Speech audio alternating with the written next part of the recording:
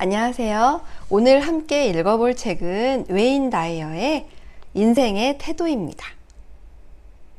이 책의 원제는 Happiness is the Way인데요. 책의 제일 첫 장에 내가 아는 나와 남이 아는 나 사이에서 좀 더 개인적으로 살기 위하여 라고 써 있습니다. 이 대목이 적당한 거리를 유지하는 것이 더 건강하다고 생각하는 저에게 참 와닿았던 문장이었습니다. 같은 맥락으로 개인주의자를 지향하는 사람들에게도 많은 공감을 사는 문장이 되지 않을까 합니다. 그런데 책을 다 읽고 나니 저 문장이 핵심은 아닌 것 같더라고요. 지은이 웨인 다이어는 세계적으로 존경받는 심리학자라고 책은 소개합니다.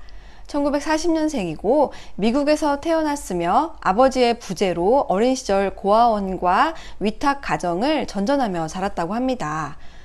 하지만 긍정적인 성격 탓에 현실을 비관하기보다는 노력해서 대학 교수까지 지냅니다. 하지만 본인이 원하는 일을 하기 위해 과감히 교수직을 버리고 꿈, 인생, 행복을 세상에 전하기 위해 뛰어듭니다.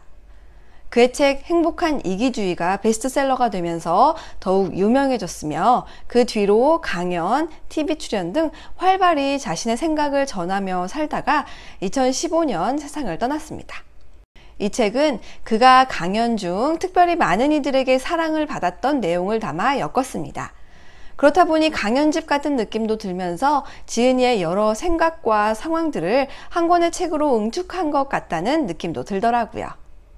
또 책 날개에 우리는 뭔가를 하기 때문에 의미 있는 게 아니라 존재 그 자체로 의미가 있다 라고 써 있습니다.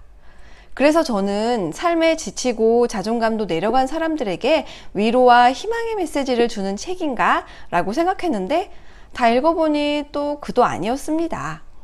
저자 스스로 굉장히 긍정적이고 부지런한 사람이다 보니 그렇게 살기를 권합니다. 거기까지는 좋은데 마치 그렇지 못한 사람, 즉 부정적으로 상황을 판단하거나 현실에 쉽게 순응하거나 평범한 다수처럼 행동하는 사람들의 삶은 바람직하지 않다는 식의 느낌을 좀 받았습니다. 한 예로 리더에 대한 저자의 설명을 보면 조금 이해가 쉽습니다. 두 부류의 사람이 있는데요. 하나는 오리이고 하나는 독수리입니다. 오리는 문제에만 집중하고 어디에나 있으며 오리 방식대로 생각합니다. 그러나 독수리는 한계를 넘어 높이 날아오르며 몇 되지도 않습니다. 더욱이 오리를 독수리로 훈련시키기는 무엇보다 힘들다고 말하지요. 하지만 세상에 독수리만 추앙받고 독수리만을 지향하며 모두가 독수리로 변화하길 바란다면 이 세상은 어떻게 될까요? 또 다수의 오리들의 삶은 부정당해도 괜찮다는 뜻인가요? 이런 의문이 들어 이 대목에서 특히 읽기가 좀 불편했습니다. 이런 비슷한 맥락으로 긍정적으로 생각하며 한계를 스스로 정하지 말고 나에겐 한계가 없다고 생각하며 살기를 권합니다. 할 수 있다고 스스로에게 주문을 걸면 못할 것이 없다는 것이 저자의 생각인데요. 여러분은 동의하시나요? 물론 할 수 있다는 신념을 갖고 어떤 일을 한다면 성공할 확률도 올라가겠지요. 하지만 그만큼의 에너지가 필요한데 그러한 에너지를 어디서 어떻게 충전할지에 대해서는 언급하지 않고 있습니다. 그럼에도 이 책이 인기가 있고 읽을 만한 이유는 사실 책 곳곳에 있기는 합니다. 물론 독수리로 태어나 너무나 독수리처럼 인생을 살아온 사람들에게는 이 책보다는 느리게 걷기, 쉬어가도 괜찮아 같은 부류의 책이 더 맞을 수도 있겠습니다. 하지만 독수리로 살고 싶은 우리에게, 오리에 안주하고 있는 우리에게, 혹은 독수리가 어떤 삶을 사는지 알지 못하는 우리에게 삶의 뜨거운 열정과 선명한 방향을 일러줄 수 있다고는 생각합니다. 그러려면 일단 내가 어떤 사람인지 알아야겠지요? 여기에 아주 재미있는 질문이 있습니다. 저자가 대학에서 어느 교수님 강의에서 들었던 내용이라고 소개하는데요. 바로 나는 누구인가에 대한 답을 해보는 것입니다. 다만 여기에 써서는 안 될 것들이 있지요. 바로 나이, 가정환경, 목표, 취미, 종교적 지향성, 정치 성향, 고향, 수입, 살면서 뭘 해야 할지 생각하고 있는 것 등입니다. 이 모든 것을 쓰지 않고 나는 누구인가에 대한 답을 적기에는 일단 너무 막막합니다. 그래서 더 객관적이고 더 깊이 있게 나를 마주할 수 있겠더라고요. 아직 저는 몇 자 적지는 못했지만 여러분도 한번 노트에 써보세요.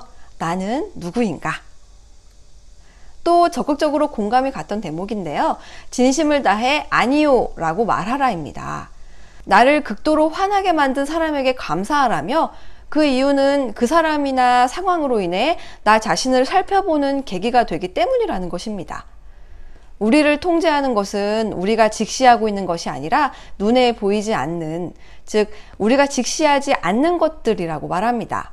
예를 들어 비만인 사람은 자신의 과식을 직시하지 않고 일 중독자는 자신이 얼마나 많은 일을 하는지 직시하지 않습니다. 사람과의 관계에서 당신이 스스로 내던져지지 않았음을 상대가 알아야 한다면서 상대가 무리한 요구를 할 때 아니요 라고 소리 높여 말해야 한다고 합니다. 이 아니요 라는 말은 우리가 할 수 있는 무척이나 대단한 말이라고요.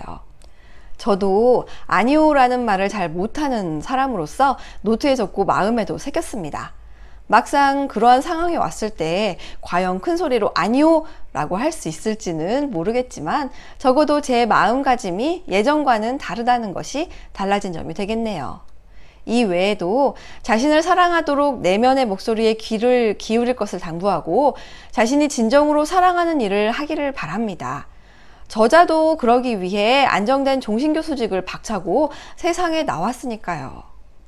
본인이 깨달은 바를 많은 이들과 함께 나누고 싶어서 말이지요. 긍정적인 삶을 모토로 순간순간 최선을 다하며 살아오신 분임에는 틀림없어 보입니다. 누구보다 자신을 사랑하고 아끼며 존중하고 있다는 것을 책을 통해 아주 여실히 보여주고 있습니다. 세상에는 여러 가지 삶의 모양이 있습니다. 열정적인 삶, 나태한 삶, 쫓기는 삶, 부리는 삶, 걸어가는 삶, 뛰어가는 삶, 웃는 삶, 인상 쓰는 삶. 참 셀 수 없이 또 많지요. 이 중에 어떤 것이 정답이라고 할 수는 없습니다. 이 책의 저자도 본인이 전하는 바를 권하긴 하지만 그것이 정답이라고 하지는 않습니다. 모든 이의 삶을 있는 그대로 보고 인정하면 나의 내면의 모습도 볼 수 있을 것이고 그렇게 하다 보면 나의 성향과 처지에 맞는 삶을 설계할 수 있지 않을까 생각했습니다. 이 책의 마지막에 9가지 질문을 주고 이 문제에 대한 대답을 곰곰이 생각하면 앞으로 살아갈 자신만의 삶의 방식에 관한 지침을 얻을 수 있을 것이라고 합니다. 그 9가지 질문은 더보기란에 써 드릴 테니 한번 해보세요. 그럼 우린 다음에 또 만나요.